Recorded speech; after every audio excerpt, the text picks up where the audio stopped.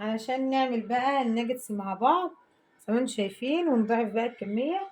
انا جايبة بقى كيلو من الصدور اهوت زي ما انتم شايفين، وفرمته فرمة كويسة جدا. وعندي هنا بقى علشان اضاعف الكمية معايا، يعني الكيلو يبقى 2.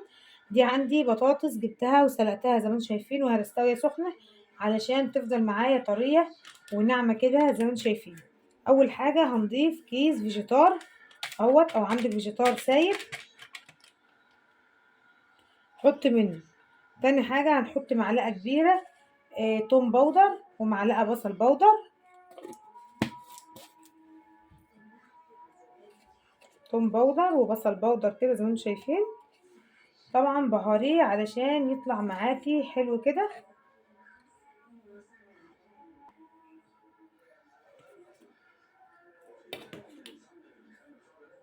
معايا كده فلفل اسمر، معايا بهارات فراخ. طبعا حطيت كده بهارها كويس جدا. عندي هنا بقى بهارات كباب، فهحط منها بصراحة بتديكي ريحة جميلة جدا اهيت.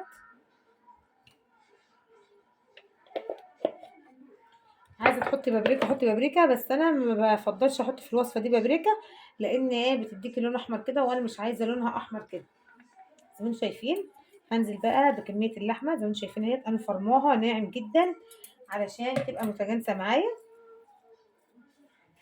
همسك كده بقى اقلب الخليط ده كده مع بعضه.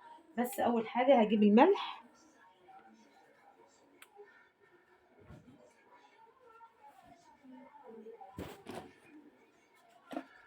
هتعملي بقى شويه ناجتس كده جمال من ايديك الحلوين دول بقى. ما تكتريش الملح علشان عندك اللهم صل على سيدنا محمد الفيجيتار مملح. همسك بقى اعجن بقى العجينه دي مع بعضها كده زي ما انتم شايفين، واخليها كده تتجانس مع بعض، تبقى كده عجينه واحده.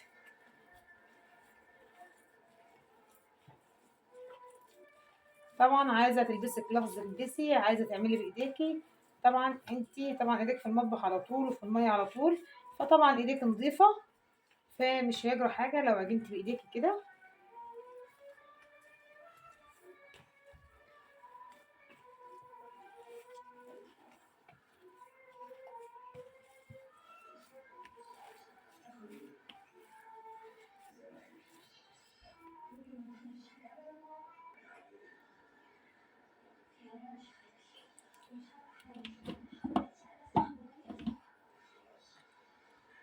عندي بقى كده بصلايه كده فرماها، طبعا بتخلي لها ريحه حلوه كده، فهي ناعمه، فبصلايه واحده مش هتعمل حاجه معاكي، بس هتديكي طعم كده وتست حلو كده للناجتس بتاعك.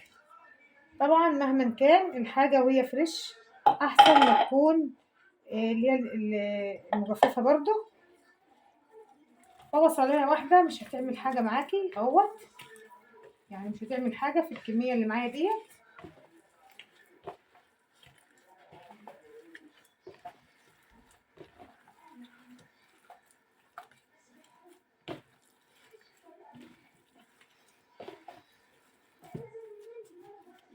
زي ما انتم شايفين القوام بتاعها ناعم ازاي، عشان لما نيجي نشكلها يبقى كده هي جاهزه معانا.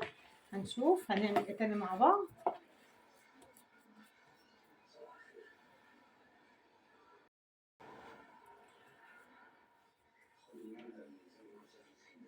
زي ما انتم شايفين كده هنشكلها بقى بكذا طريقه.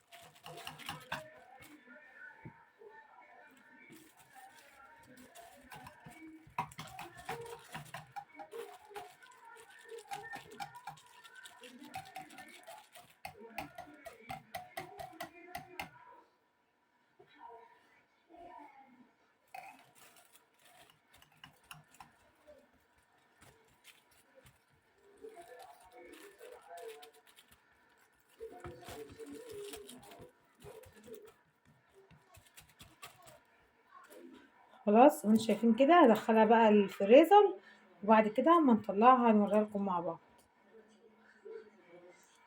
بس اول حاجه هنقطعها كده قبل ما نخش الفريزر اهو، يعني ايه شرايح رفيعه كده.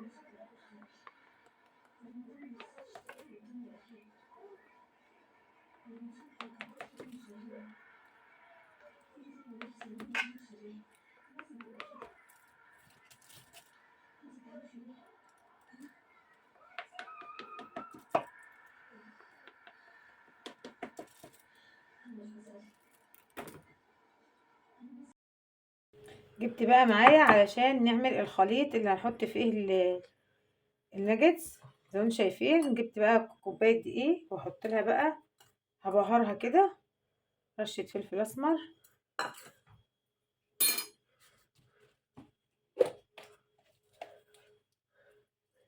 وملح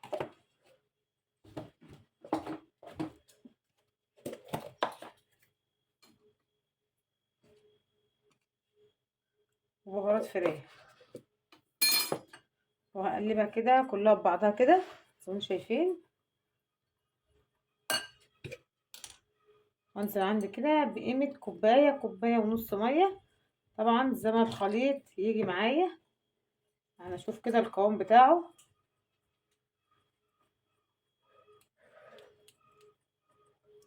يعني انا عايزاه ايه، اللي هو تقيل ولا هو خفيف، يعني اللي هو ايه المظبوط كده.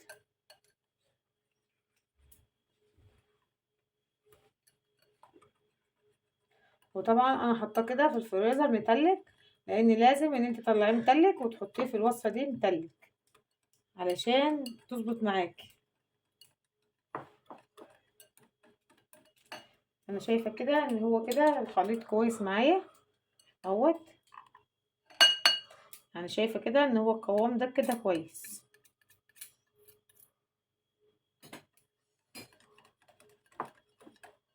خلاص بقى هسيب الوصفه دي كده الخلطه دي كده لغايه دلوقتي.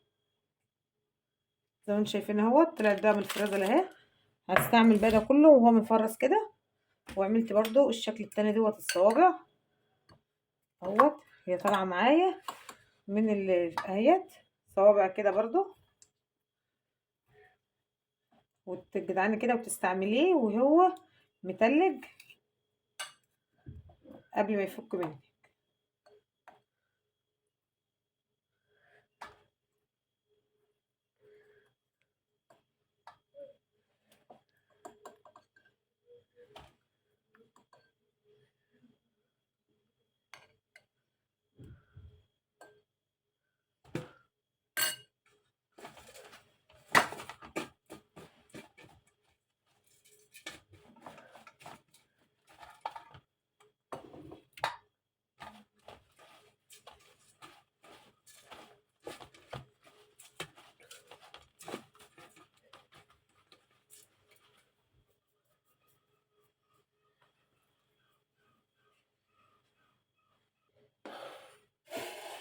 طبعا هو بقى لسه متلج اهو، بتتك تاني كده على الخطوط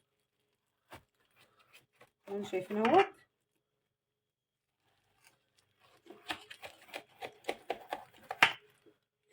عشان هي لو متلجه ولا حاجه تفك معاكي اهو.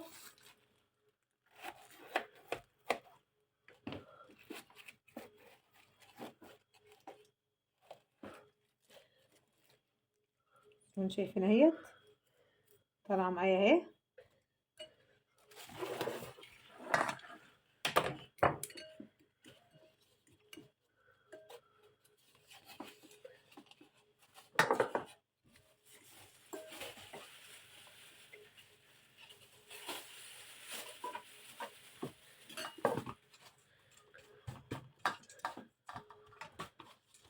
انت بتعملي كده التك كده على الخلطه علشان تمسك فيها كده من جميع الاتجاهات.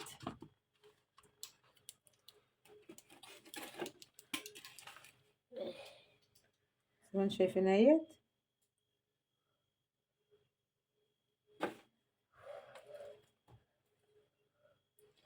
هعمل برضو واحده تانية اهي معاكم، وعملنا منها بقى كده شكل كده.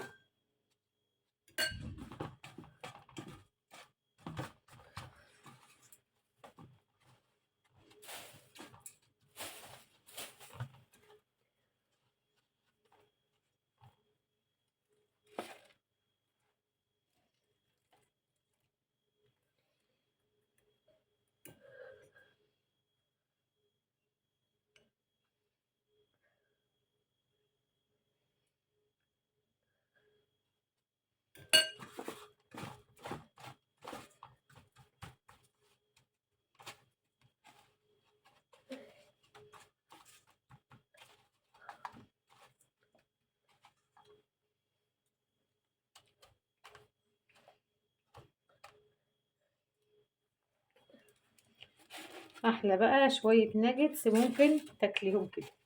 شايفين بقى الجمال، شايفين بقى طبقة القرمشة اللي على ديت، حاجة كده بسم الله ما شاء الله جميلة. هخلص بقى لسه معايا برضو شكل تاني عاملاه اهوت، اللي هو زي البانيه بتاع الشركات كده اهوت برضو. يعني هعمل معاكم كل الوصفات اهيت.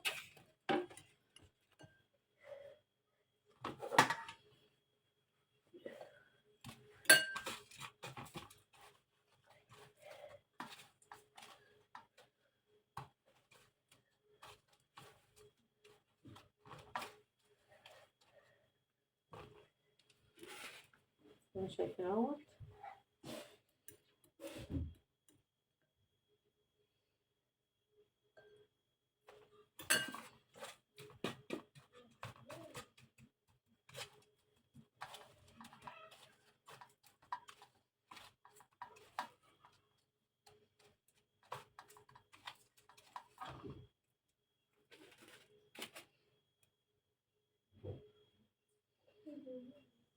شايفين بقى الشكل